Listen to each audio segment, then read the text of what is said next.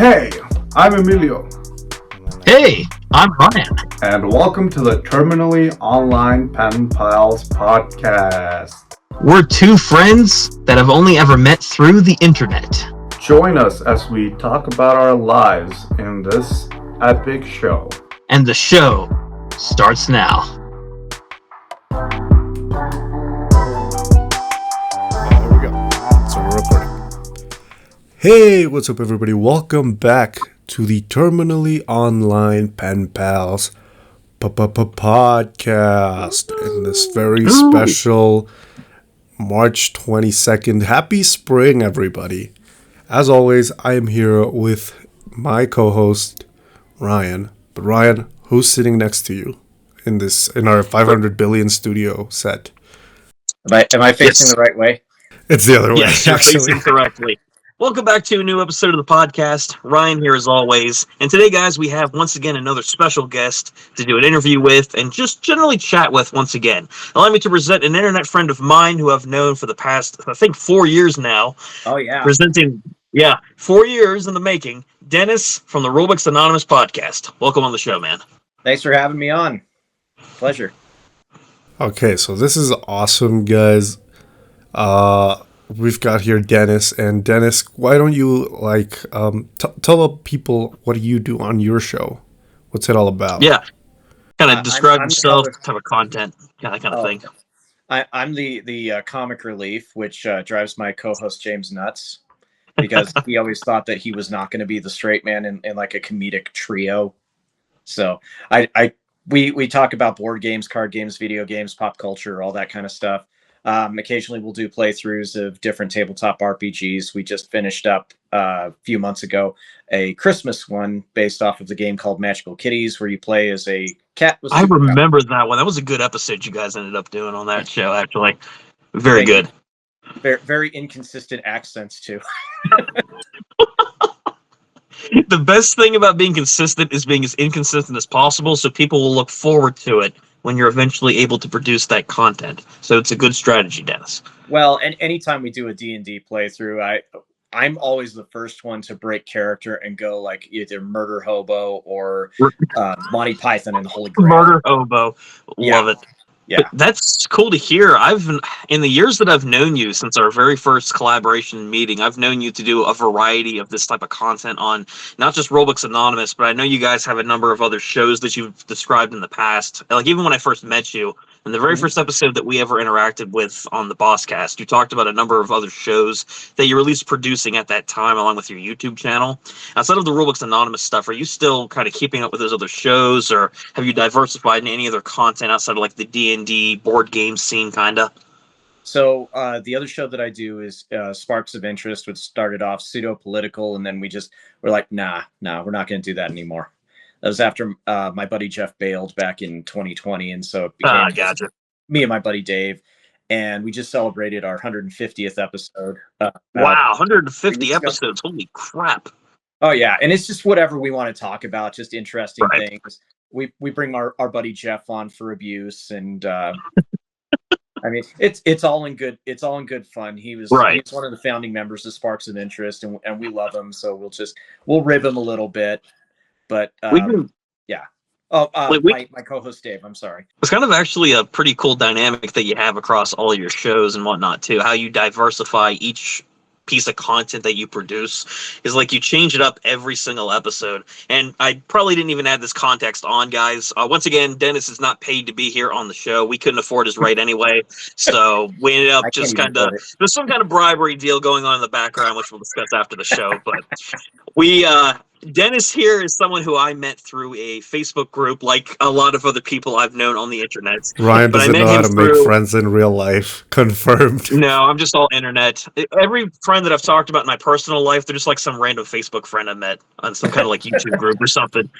But I don't remember what group it was, but back when I was doing the Bosscast podcast, I was looking for guests to show up, and Dennis was someone who responded to a fighting game episode that we were doing, which eventually turned into Dissidia and then nothing like fighting games for the rest of the episode.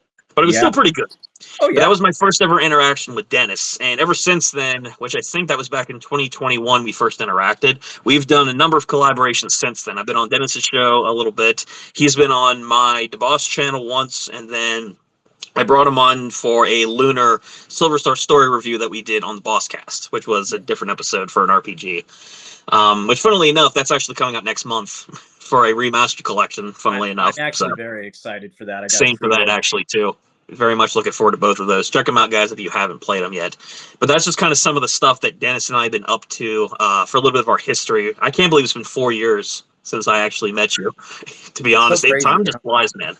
Yeah, honestly. it really does. So, a cool thing we do on this show, Dennis, is that the entire gimmick is that me and Ryan, we've never met each other, but we've been friends for a long while. And sort of the show is just, it's an excuse to catch up with the other person. So, as our guest, we would like you to go first in the weekly recap. So, tell us about your week, man. What were you up to this week? Oh, geez. So, for your viewers and listeners, yeah, okay. Yeah. So I'm a head custodian for the school district, and I work at an elementary school. We just started spring break, so now I get to do all the fun stuff of cleaning the entire school with. Hell yeah! It's actually somewhat soothing because I can just blast my music and no one really bothers me. Dude, I can 100% relate to that too. Not to cut off your week recap. I never mentioned this on the podcast or to you, I don't think, but I used to work as a bus aide for 5 or 6 years on a public school bus. In addition to Dollar General. I can't believe I've never talked about this on the podcast, but yeah, I worked as a bus aide as well, working with kids. Hold on, guys. New Ryan lore is about to drop. Supervising students and whatnot, and that was what I was doing for my bachelor's degree. So, because it's a family business of mine, we run a school bus. So, but I worked on that for a while, and I completely understand with the whole cleanup after kids, supervising students to make sure they're, not misbehaving or anything else, or throwing stuff, which happened a lot, unfortunately. Oh yeah, but you can definitely relate to that. But you got anything else fun throughout your week, Dennis? Well, it's mostly just been spending time with the kids because I actually bring them in.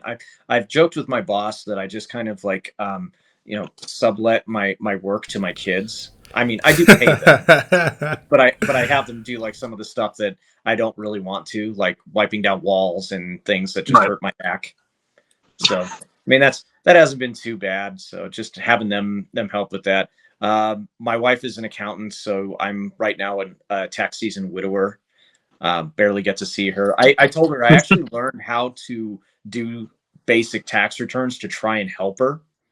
And I looked at the forums and it's like just like right over my head. Oh, most of it. I mean, I can do like very, very basic stuff for it, but it's like, okay, maybe I'm not going to be as big of a help to you as I thought I would be. You don't want to mess with that too much because then you're going to get a call, or they don't call, but you'll get a letter in the mail from the IRS saying, so you're claiming $20,000 worth of this thing for your podcast or something like that, or your house or whatever it is. It's like, sure, Dennis, this is a business expense. I'm sure it is. I keep trying to rationalize how I can, have my pets as dependents, but my wife tells me no. Like, what? They depend on us. Come on, that's absolutely. Yeah. And then just getting back into some retro gaming because I need to decompress after a long day, and steadily working my way through Kingdom Hearts.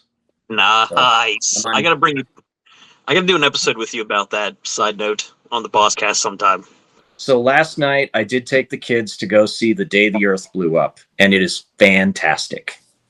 God, I've heard. Does it get the Dennis seal of approval? Yes. Nice. I love Looney Tunes, and I had to go see it before they started pulling it from screens because I think they're pulling it so that they can have more screens for Snow White. I don't know. I think it should be the other way around.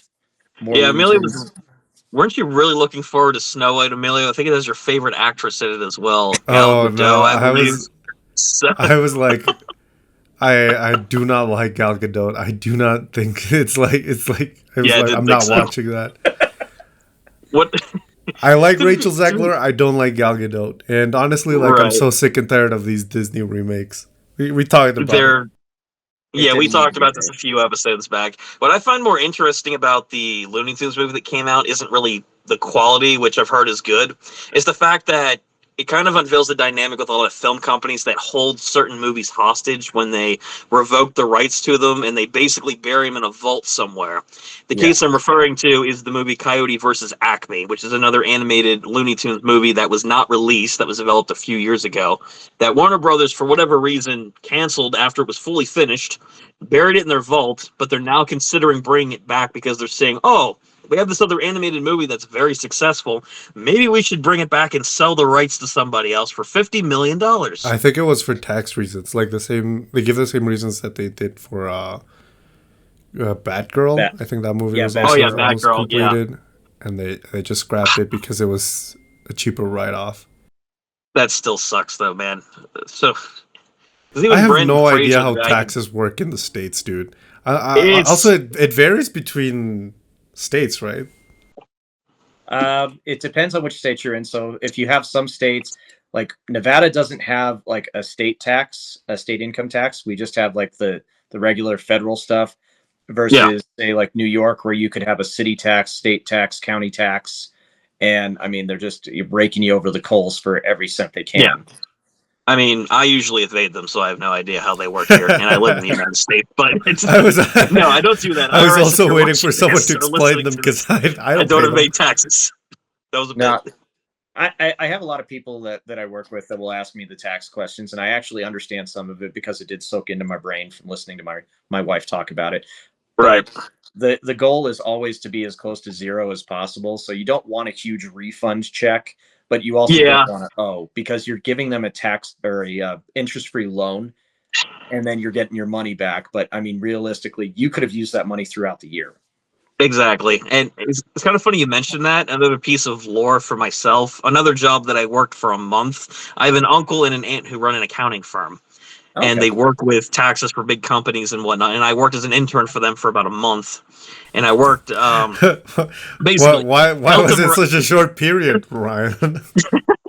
Well, it was only a summer job. It wasn't like a full blown, because I was still doing college, my bus job, and then my retail job at Dollar General all at the same time. So I was doing a lot of stuff. Yeah. But I did that just to earn some extra pocket cash at the time and whatnot for some games or something I was saving up for. But working with them, I got to learn. I'm no expert by any means on taxes, but I learned a few, not tricks of the trade necessarily, but what you have to do to make sure you're upkept on them, to make sure that the IRS literally doesn't come banging down your door and repossess everything you own. Like being able to claim certain things for a business in order to save money, knowing what things you can claim and what you can't, learning how to save money by pulling it into like a 401k for working a certain job or something along those lines, and knowing how to sort and organize out each one of your bills in order to make sure that your house stuff is separate from your work stuff. You might be able to save a little bit of money here and there. It's a lot. It's very boring, but there are a lot of strategies that you learn how to do when you actually have to start paying them. So to everyone who listens to this podcast, which is all of you that are under the age of 12, you won't have to worry about that for a while. But refer back to this podcast episode for a few tips and tricks on how to pay your taxes. There you go. I mean, I don't know. The way I pay taxes is quite simple over here. Yeah, I think, how does it work for you in Mexico, out of curiosity? It depends on your what we call fiscal regime. So you can be a physical or a moral person. So a moral person is a fancy way of saying a company. So, and a physical person is just a normal person, I guess. A And normal person. each of those two categories have subcategories. So if you're an individual, like a physical person, there's a business owner. You get pay, you get wage, right, or a mix of both. So those are the three categories. So my category is I get a wage every 15 days. So it's automatic. So it's automatically deducted out of my paycheck, and I don't have to worry about it. But if I were in a business owner category or mixed, I would have to explain to the government, like, okay, so I spent all of this money on my business, deducted from my taxes that pay you, that you deduct from what I made in that fiscal year. So Wow. it's a lot simpler, I would say. I never thought I'd live to see the day where this podcast became educational in any stretch of the imagination. I'm How to genuinely evade shocked. taxes in Mexico. How to It's ev- actually quite easy. How to evade taxes? Just move to Mexico, guys. It's really easy. God, no kidding. So, Well, the tax code never really, like, they don't get rid of things. They just keep adding on. And yeah, what it is you'll get, like, you need to reference this piece and then this piece and then this piece to understand something way over here.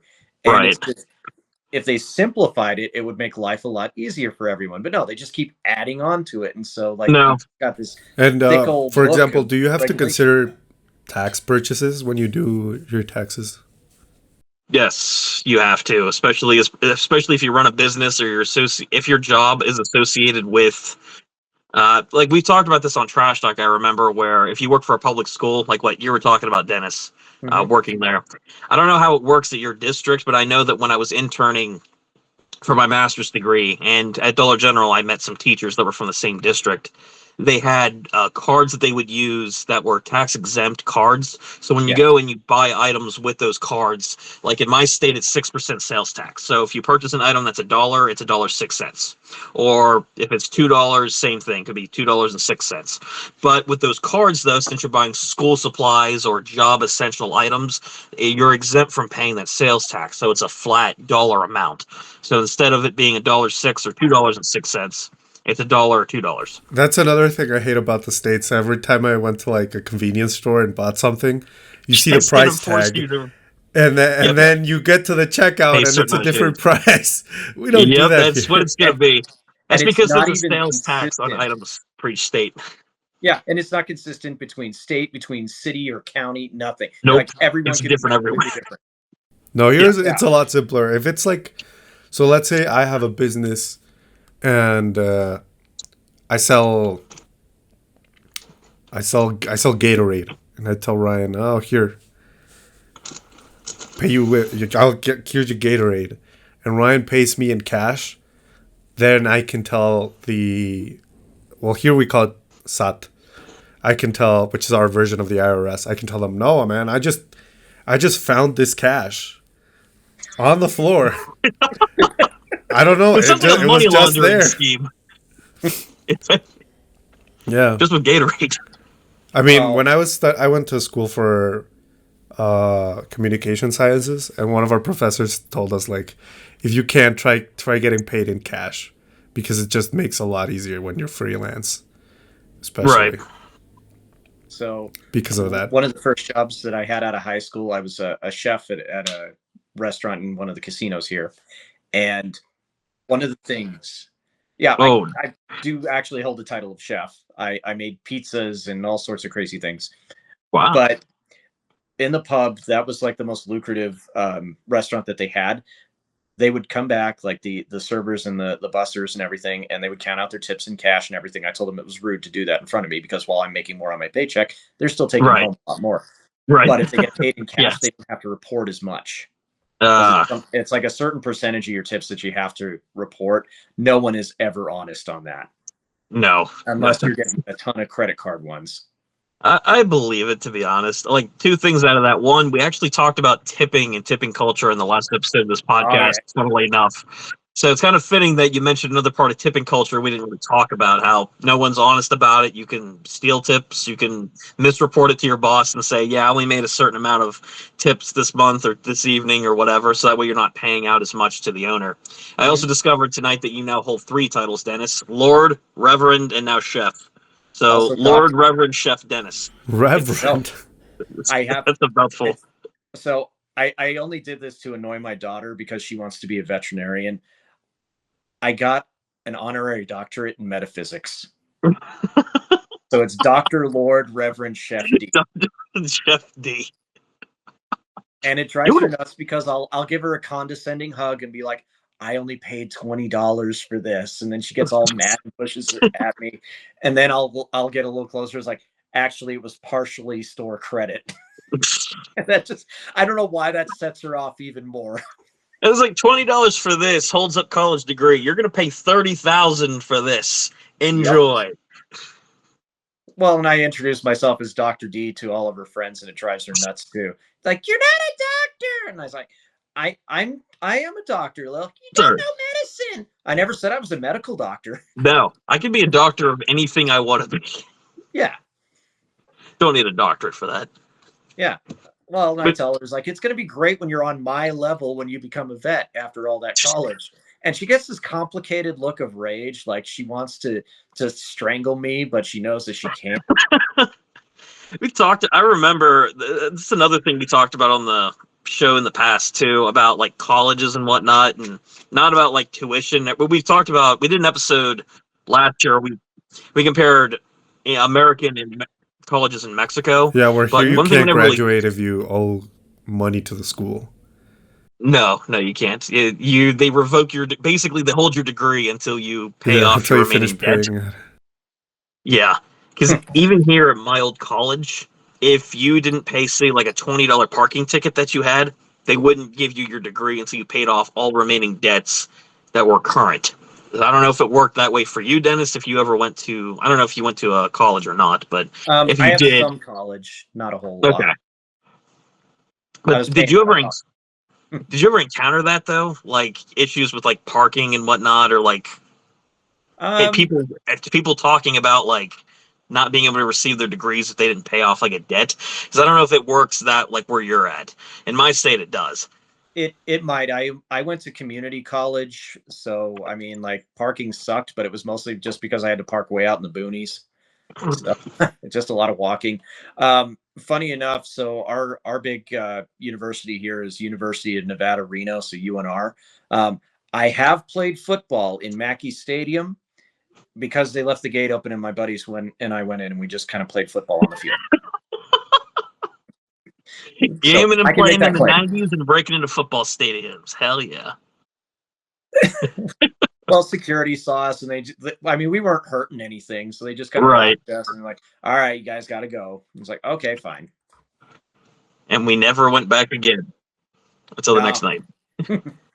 No, we always played in the upper quad by the science building, and it wasn't a great game until somebody got hurt.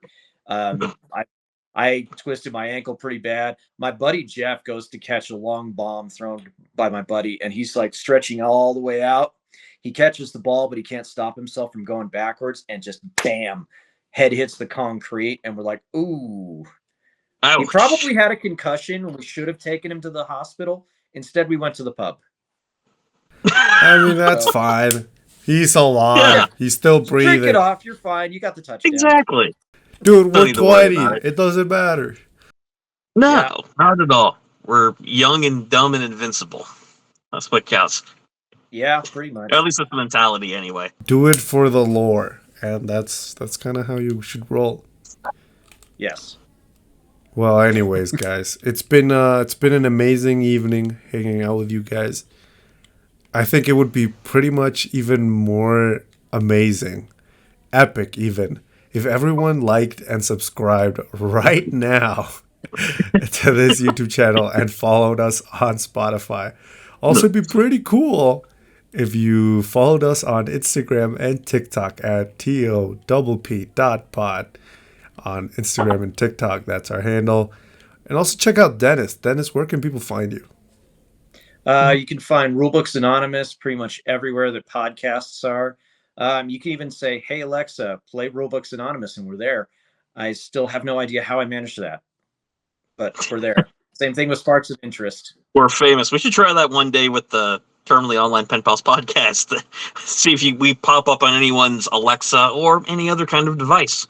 But in order for us to figure that out, guys, you have to get this podcast popular enough. So please, like Amelia said, subscribe to the YouTube channel, listen to the audio here on Spotify so we can be heard on Alexa to be popular enough.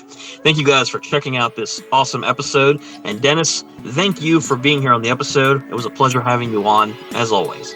Thanks for having me, guys. I appreciate it.